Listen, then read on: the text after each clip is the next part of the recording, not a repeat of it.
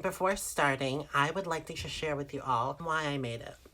So this documentary is for everybody, of course, but especially for people who are interested in learning how to get in contact with their loved ones who have passed, and who also want to just contact spirits, and who are very interested in the spirit world and learning about any kind of equipment you might want to know about, and what equipment works and what doesn't work. I hope you all enjoy the documentary, and I'm gonna roll it.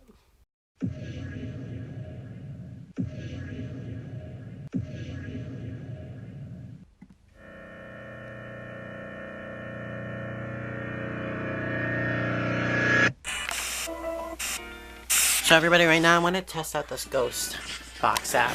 Don't know if it's for real, don't know if it's gonna work. Hello? Are there any spirits here?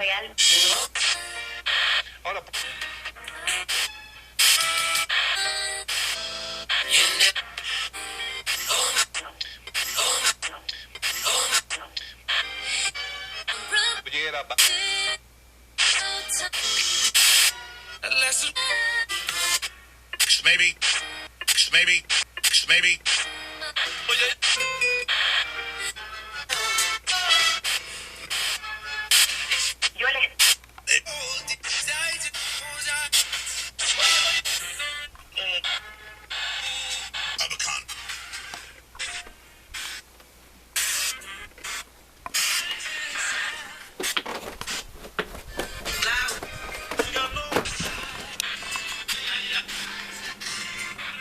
Any spirits here with me?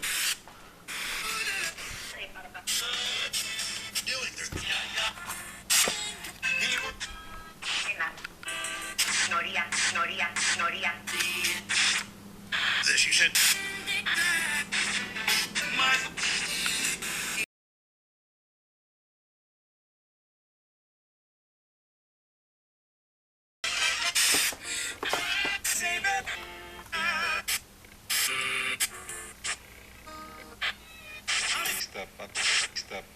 Step up. Hillary. Spirit, are you still here with me?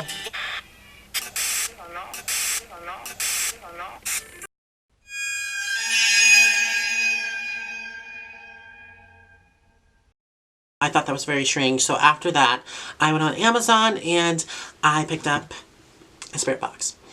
And yes, I'm very excited to use it. I have never ever used one of these before, so I'm very interested to see if it works. Also, I want to demonstrate what the EVP app picks up and what the voice box picks up. I believe this would work more than the app, of course, because this is actual like ghost hunting equipment that, you know, you see on the TV shows. So I'm very excited for that.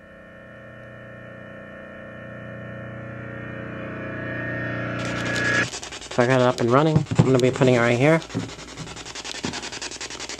I'm going to be pushing record on this. Alright, here we go. Are there any spirits here that want to talk? Speak into either one of these devices and I'll be able to hear you word for word.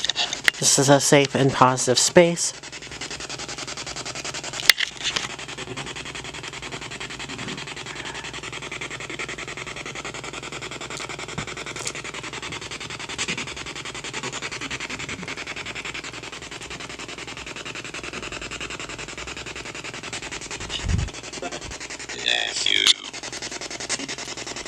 Whose nephew are you?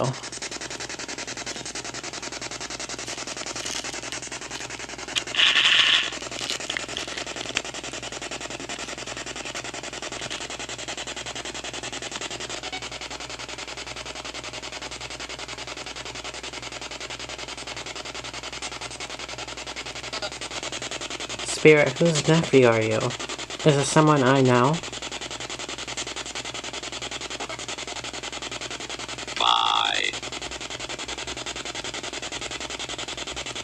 Do you want to leave now, Spirit? Is that what you're telling me? Street. Bye, Street.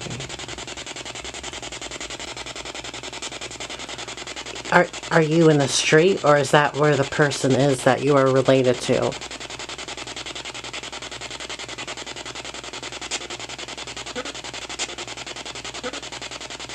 Distance.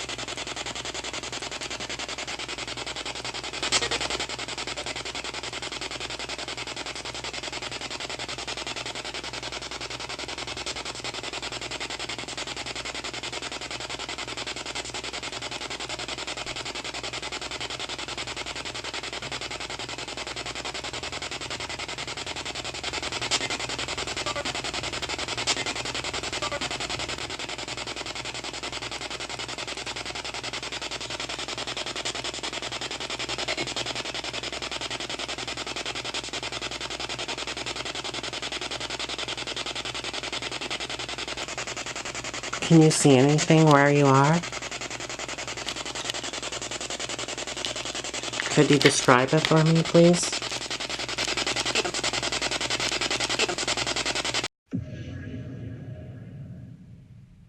I think they left.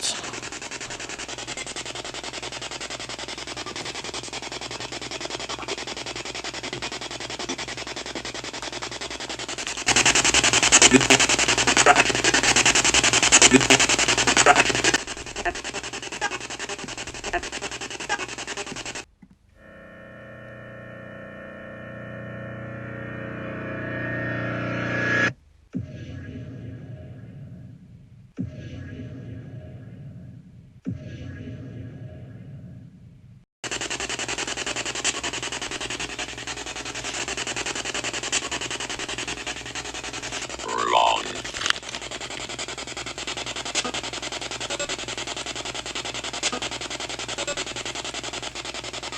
Spirit, if you think you can tell me anything else. Matter.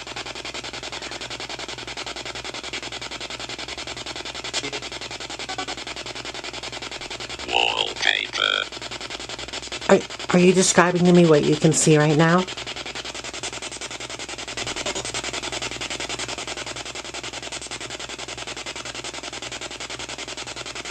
Repeat.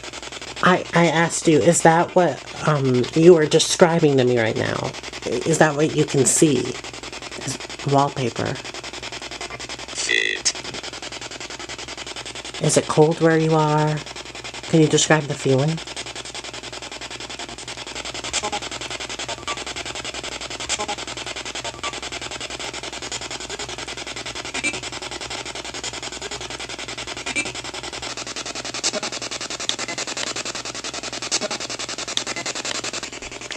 Do you know me at all, Spirit? Delton.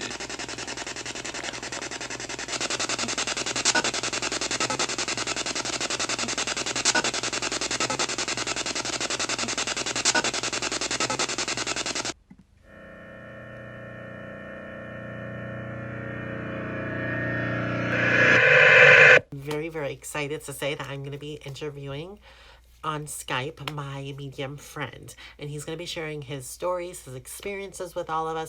Hi. Hi, how are you? I'm doing good, thanks. How are you?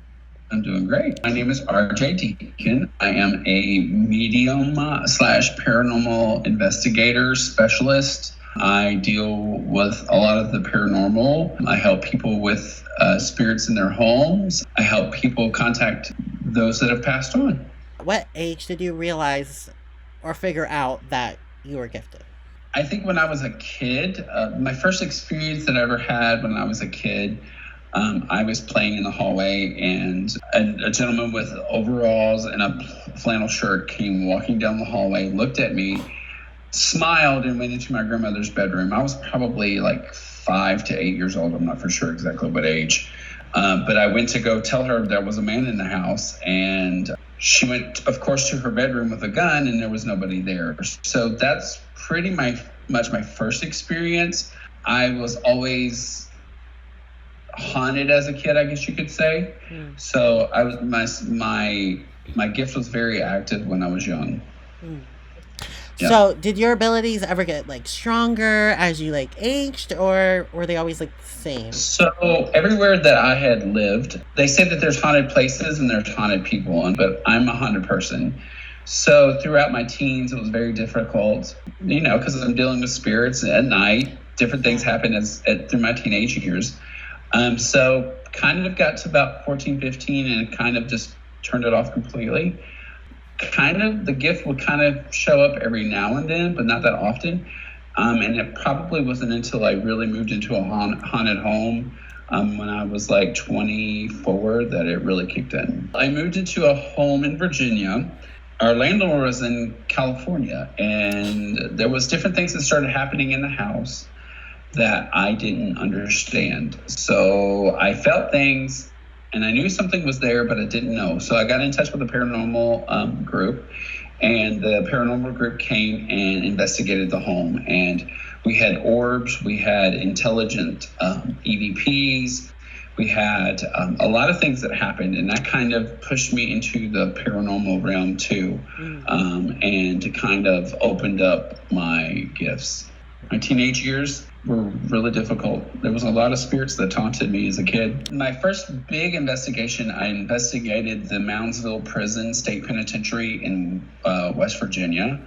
It's been on TV shows a couple of times. I was there and had a pretty cool experience. Well, not cool experience. I really ended up sitting on a brick wall for the rest of the night crying because of the experience, because I was new kind of to really trying my gift out. So it kind of shook me up a little bit. Investigated, it's the Jean Bonnet Tavern in Pennsylvania, where George Washington had his office during the Revolutionary War. It was kind of cool. I've investigated the Trans-Allegheny Insane Asylum that's in West Virginia. I've been to Waverly Hills. I've investigated Waverly Hills before. I've investigated numerous homes. Fort Mifflin in Philadelphia, I've investigated there, so I've investigated a lot. Have you ever helped other spirits cross over or helped them get in contact with their loved ones? So, in my experience, the ones that have passed on already know their family. And so usually those people are around the people that are living to help with certain situations in their life. Sometimes I ran into situations where people don't even know that they're dead. We have the same energy, same spirit, same soul inside of us. So once our body dies, it's just that the energy is transformed into another form. So that energy that you and I are experiencing now, that is us, when we die, that energy is still going to be us. So we know that we have a body because we can feel, we know. But sometimes if we die in a traumatic experience, we don't realize that we're dead. We used to live in a house in Virginia, and the house was never blessed, and the house was never, taken care of, as in faith. And so I would have something that would call my name in the middle of the night and would keep me up. So I felt like that it was a demon, because there was different things that I saw, but it would call my name, and then it would make this little on the steps. So I was scared. It scared me to death. Ghosts aren't scary. It's just that we don't know what they are, and sometimes we fear what we don't know. Thank you so much for your time, RJ. More than welcome. Anytime. You know that.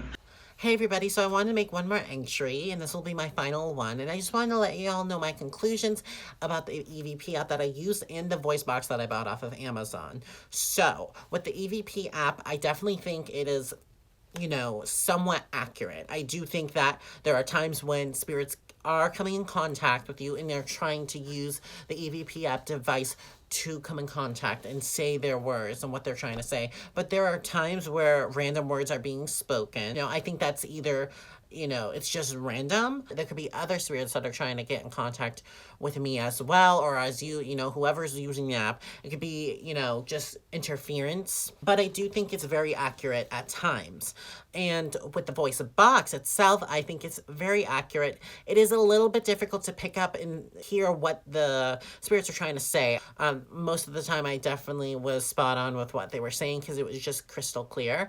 There are also other times when it's faint and you can't really hear. And I tried to turn up the audio on those tracks as much as I possibly could without your ears being blown out because of the spikiness of, the voice box. I did turn the volume up to the max on the audio track, so that's all I could do, and I amplified it and kind of played it a little bit so that you could hear it a little bit better. The only issue that I had with the voice box was that I couldn't really understand what was being picked up. So as I was reviewing the audio footage, I then figured out, oh my God, this is what they were saying. This was the first time I've ever used a voice box in my life, so it was pretty new to me. I mean, it is just incredible that you can even hear a spirit's voice coming in through this device. It was amazing experience. I'm definitely going to try it out some more, and I definitely want to make more videos because this is an area that I've always wanted to explore and make videos on, and now that I've dipped my toes in it a little bit with this documentary, I really want to do more and invest more money into this and just, see what else I can do. I am so excited